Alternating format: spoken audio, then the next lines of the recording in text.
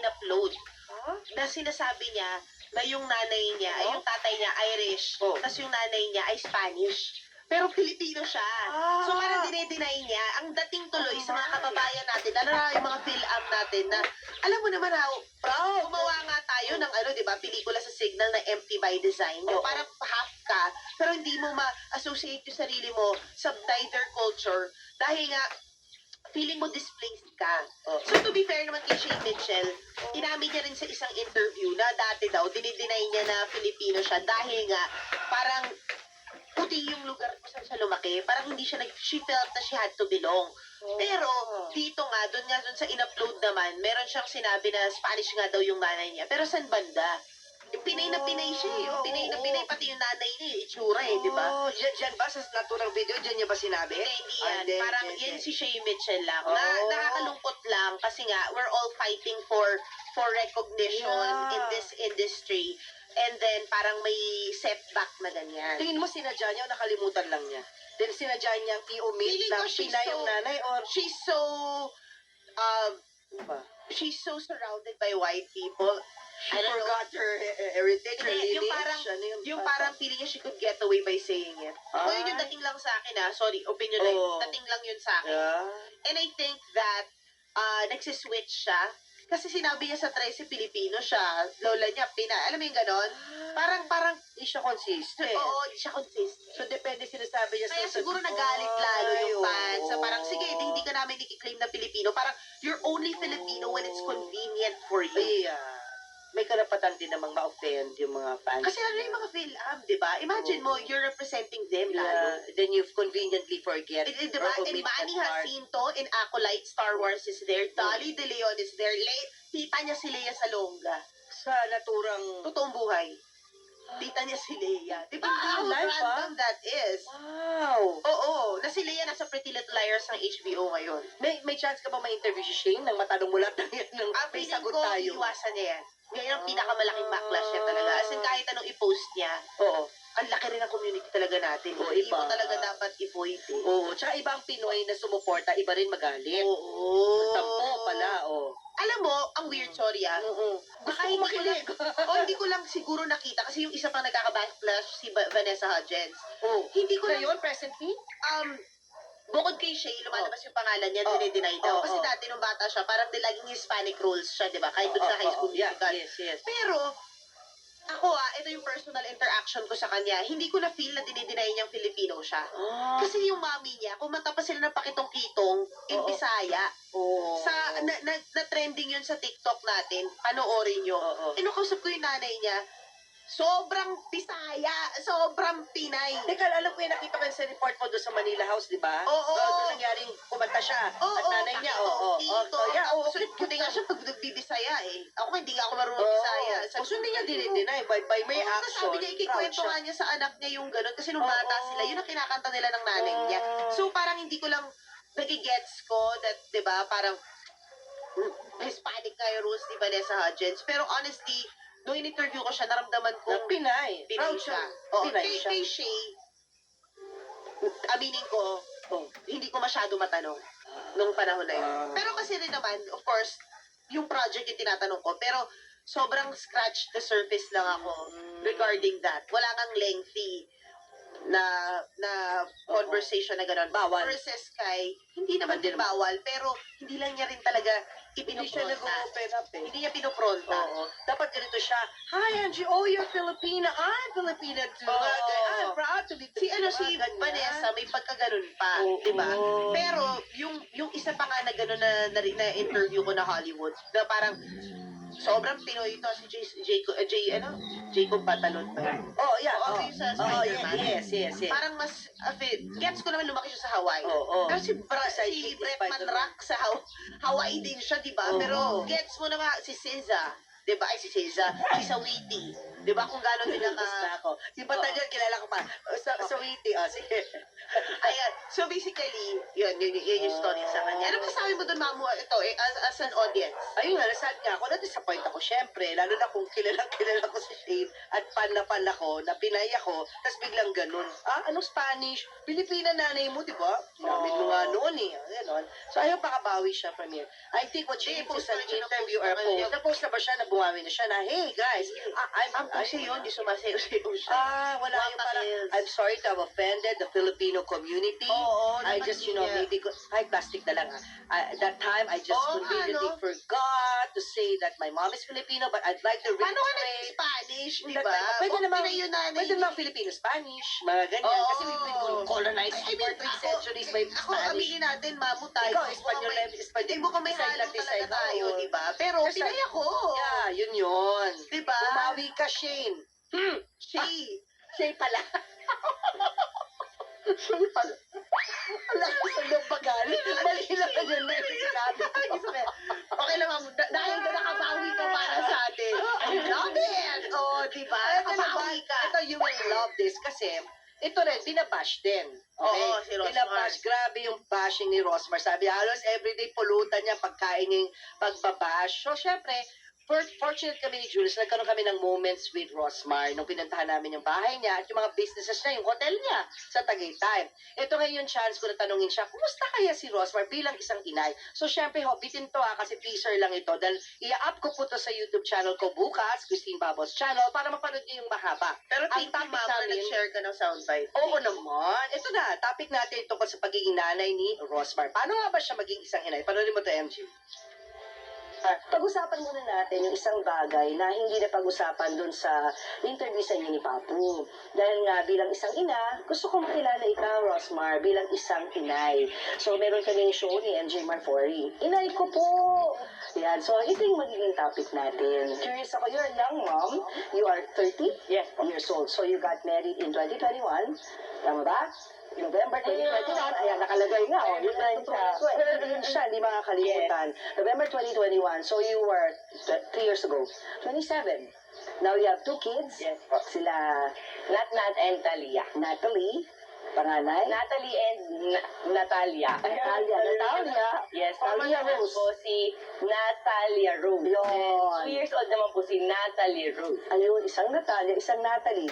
Ako naman, kami, Antonia, Antonio. O, ganun lang, isang letter lang. How are you as a mom? Anong mothering style mo?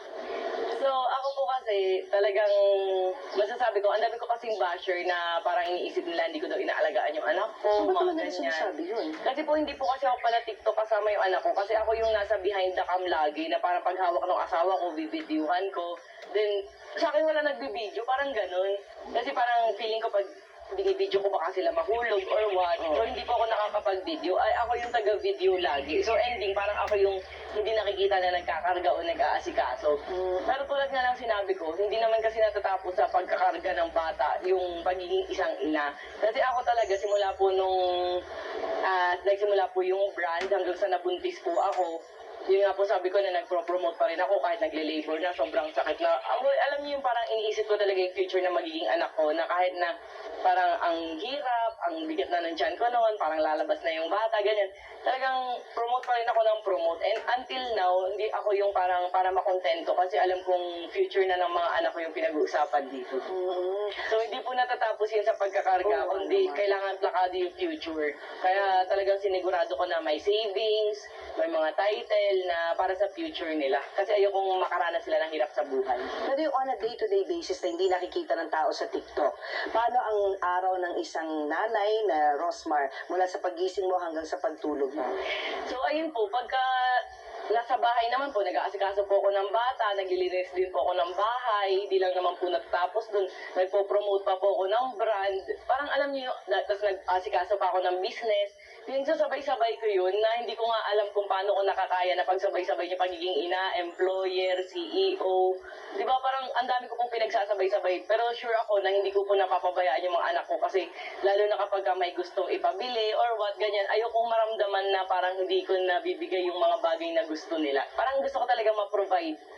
Parang ganun po. Sabi nga ni Jerome kanina, yung nakausap Biten, di ba? Sobrang bitin. Ang prayer ko lang kay Rosmar at sa mga mega social media personalities, don't forget the values why you started. Yeah, Diba? yeah. Sometimes it's so tempting to grab on the next trending viral thing. Yeah. Diba?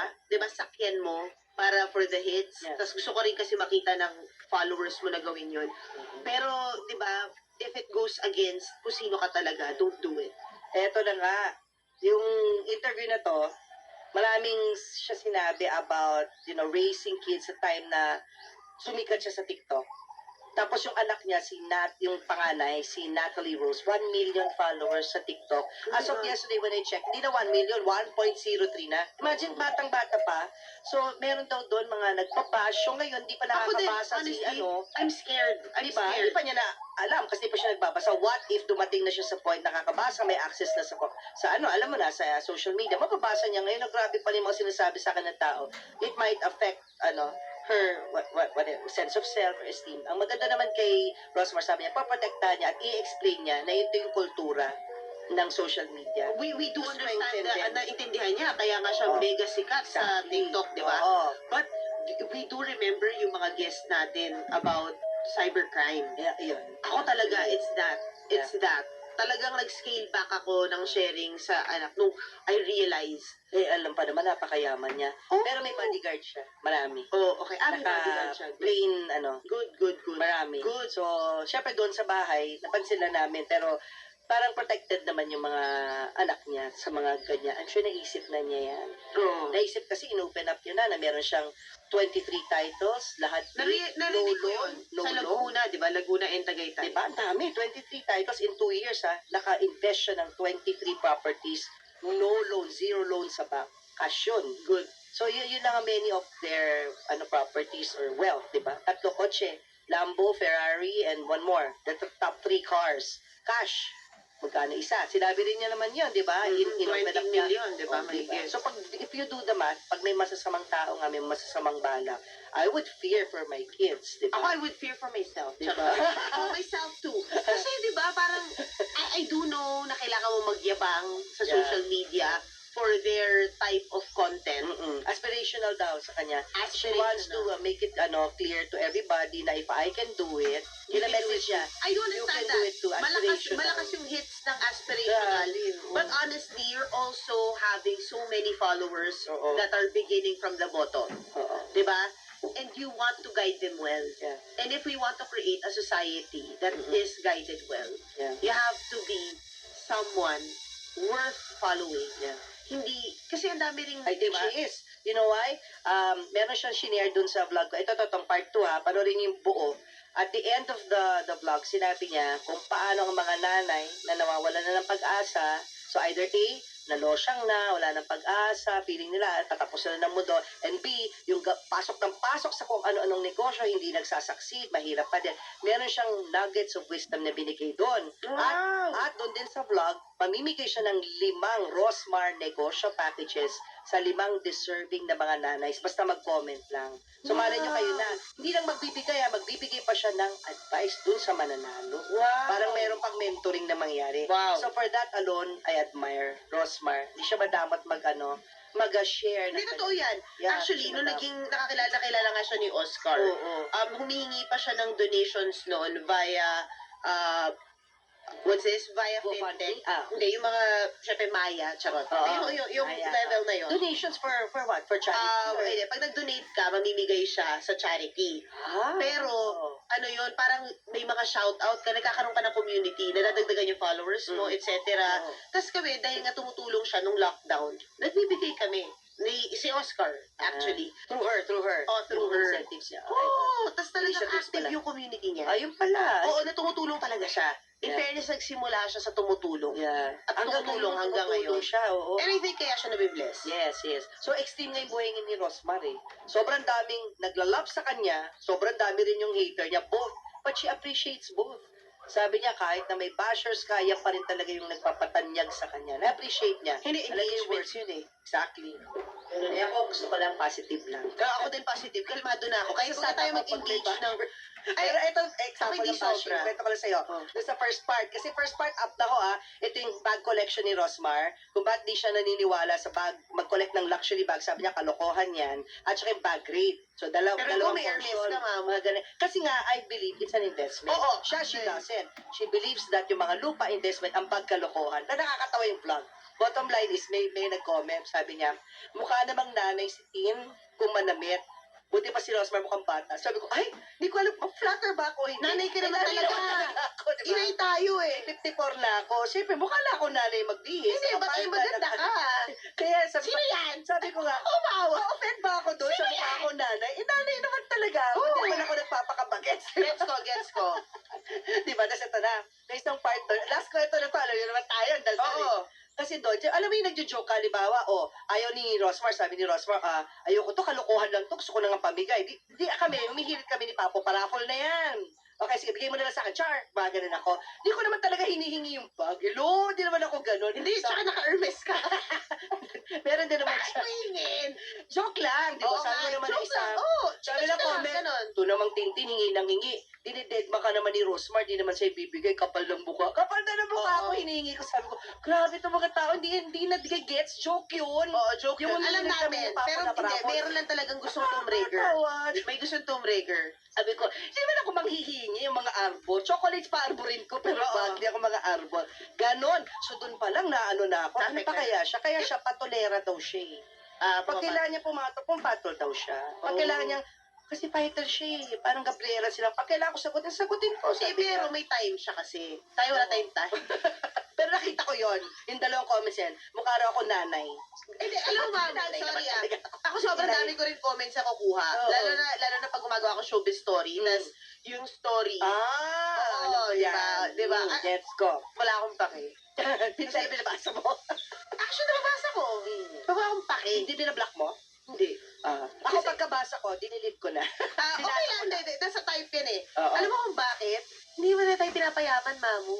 Hindi na pinapakain. Hindi na tayo At the end of the day, pinapakain. naisip mo ba sila? Hindi, tsaka rin. I'm sure miserable buhay nila. Para Yeah. para mag-inflict kasi, Say something. 'di ba? Para ikaw Para kunwari, maging natitrigger ka rin naman ng ibang mga post, 'di ba? Na parang ba't ganito to, ba't ganito to. Pero hindi ako to post to make you feel that way. Yeah. 'Di ba? Yeah. Discover it on your own. Charot. 'Di ba? I mean, di ba kita friend para tapating kita, 'di ba? Parang I felt something about your post. I'll just not look at it. Tama. At ang Take podcast time. na to, I had to say, nag-podcast na. Podcast na nga tayo. Dapat ata tayo nilalagay dun sa long conversations ng 1 week. Ito title. Makamalipat. Pag yan ang tayong dalawa host, ito title, Very, Very Long Conversation. Break na daw. Break muna tayo. Mamaya, usapang prutas naman tayo. Dahil nga, tulad ng sabi ko kanina, hindi lahat ng prutas or gulay good for our health. Oo. Alamin na natin mga inay sa pagbabalik ng Inay ko po.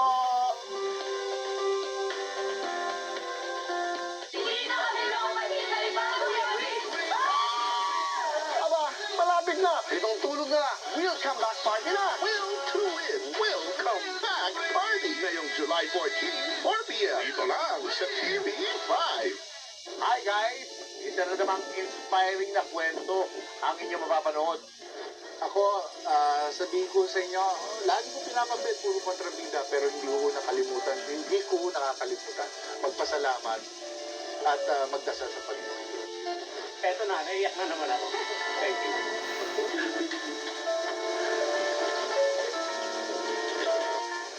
Hello! Okay, 1, 2, 1, 2, 3, 4. Again. 2, 1, 2, 3. Balikan ang mga nakaka-inspire, nakakaiyak, at nakakatuwang kwento ng buhay ng mga artista kasama si Julius Babaw. Tuwing Sabado, 7:45 ng gabi, dito lang sa 1PH. Mga kapatid, yes, it's me, Anna Ramsey, at araw-araw niyo na akong makakasamang ipakita natin ang ating Will to Win! Welcome back party na ngayong July 14, 4 p.m. sa TV5.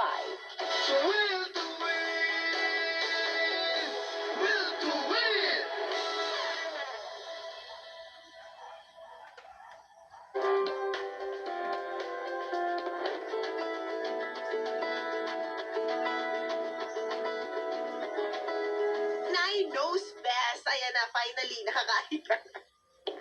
Welcome back sa inay ko po, guys! Pag-usapan naman natin yung mga bawal na gulay at prutas para sa mga inay na may, drumroll, high blood. Ako, May diabetes. kumakain ako ng chocolate. May girl. Naku, sana hindi nanonood yung doktor mo, mamo. Nak, matulog ka muna, ha? Oo. Uy, ano man ang health condition nyo, mga inay, alamin natin yung mga pwede at bawal na prutas at gulay para sa inyong may diabetes, may GERD, may high blood. Ikukonsulta na natin yan kay Dr. Edwin Bien, isang integrative medicine specialist. Wow, Doc! Integrative. Thank you so much for being here and thank you. Parang si Doc nagalit na mamo sa tsokolate. Doc, Nakatingin siya. tikim lang po, tikim Oo, lang. para yung tingin niya, ano ba to? Inubusin natin yung segment ko sa prutas, may tsokolate. Tikim lang po, Doc. Oo, alam mo na yan, Doc. Alam mo na yan, alam mo na yan. Pero eto na, Doc, okay? Kasi yung mga prutas, they're not created equally. Di ba? May matataas sa asukal, etc. I-reiterate lang natin ngayon Nutrition Month na hindi pala lahat ng gulay at prutas, pwede mong i-unli. Di ba? May mga gulay at prutas na bawal or Mataas for- ang sugar. for dietary restriction purposes. Ano po ba yung mga ito, Doc? Hello mga mamu. Yes, may mga prutas na in big amounts hindi maganda in certain conditions. Maganda na rin yung babanggitin natin para yung mga mahilig sa prutas, akala nila fruitarian diet sila. May mga konting restrictions kami. Alam ba ninyo mga mamu na yung strawberry? Strawberry, paborito po ninyo yun Pinalabas Oo. ko doon sa Berry. Pretty Woman. Pretty Woman, di ba? Ang tanda, Doc. Okay. Grabe naman yung pinag- Champagne, di ba? Bawal pala yung mga stroke. Lalong-lalo na kung ang stroke niya bleeding type of stroke. Yung may nagdugo ba sa loob ng utak? Grabe guys. Kasi yung strawberry pala, nagpapalab Ang hirap daw pala ng mag-isip. dugo. Kaya yung stroke na may bleeding sa brain. Lalo na isa lang yung Gaya din ng position mga mo. may dengue. Ako guys, So, nagbe-bleed sila. So, ang strawberry, pinapawasan Parang masisira yung utak ko.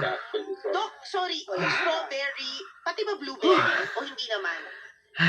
Hindi naman. Don't try this at Strawberry home. yung talagang Bawal nakita niyong po nila subukan.